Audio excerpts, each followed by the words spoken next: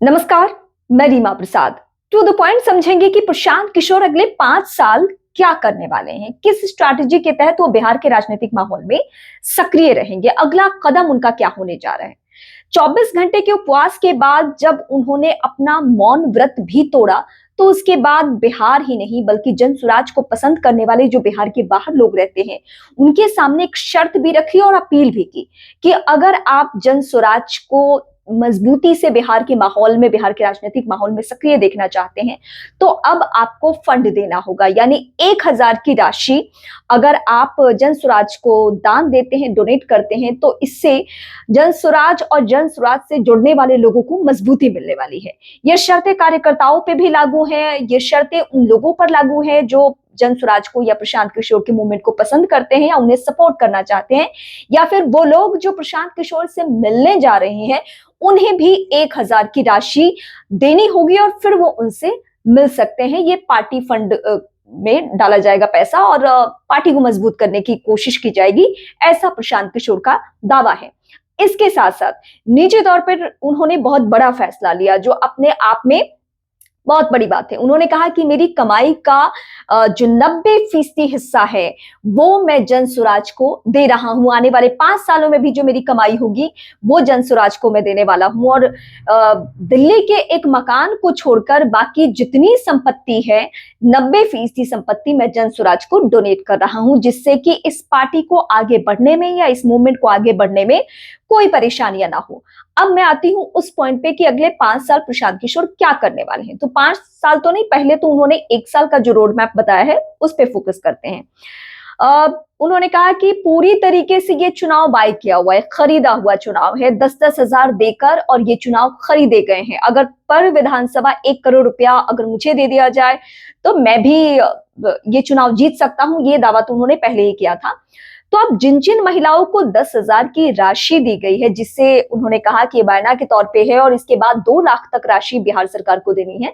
तो उनकी कोशिश रहेगी कि जिन जिन महिलाओं को 10,000 की राशि मिल चुकी है, उन महिलाओं से मिलकर वो सारे डॉक्यूमेंट्स लेकर अधिकारियों से बातचीत करके उनको 2 लाख की राशि बिहार सरकार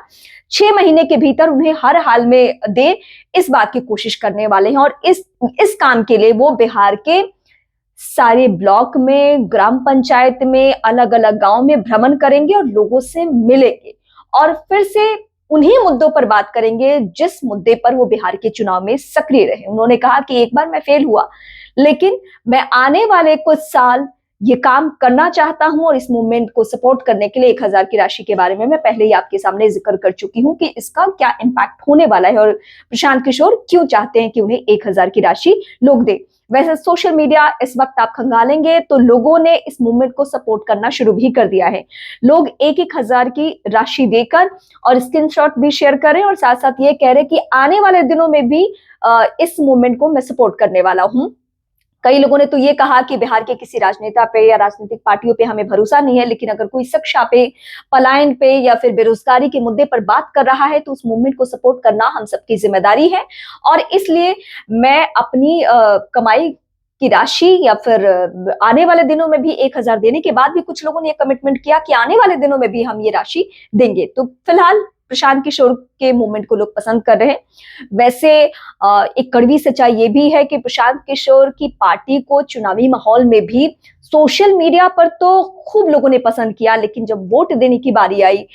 तो लोगों ने उस तरीके से बढ़ चढ़कर वोट नहीं दिया जिससे कि किसी पार्टी का या फिर प्रशांत किशोर का मनोबल बढ़े। तो एक और कोशिश प्रशांत किशोर बिहार के राजनीतिक माहौल में कर रहे हैं और आने वाले दिनों में हो सकता है कि जो अभी विपक्ष के लिए एक खाली मैदान है और जहां पे तेजस्वी यादव भी बहुत अग्रेसिव नहीं है, राहुल गांधी बिहार चुनाव के बाद अभी एक बार भी खुलकर कुछ भी बोलते हुए नजर नहीं आए, उस जगह को प्रशांत किशोर कवर कर लेंगे और वहां पे आपको बिहार के हर मुद्दे पर बेबाकी से बोलते हुए नजर आएंगे प्रशांत किशोर। तो फिलहाल अगले 5 साल की तैयारी में वो जुट चुके हैं और इस मूवमेंट को कैसे सपोर्ट करना इस वीडियो के जरिए भी मैंने आपको बता दिया। प्रशांत किशोर लगातार मीडिया के सामने पहले भी सक्रिय रहे हैं और आने वाले दिनों में भी आप उनकी सक्रियता देख सकते हैं। फिलहाल प्रशांत किशोर की यही स्ट्रैटेजी है, यानी भले ही बिहार में नई सरकार का गठन हो चुका हो, लेकिन क्योंकि बिहार सियासी प्रदेश है, वहां हर दिन एक नई तरीके की राजनीति होती है, तो अभी बिहार की राजनीति में बहुत कुछ होना बाकी है।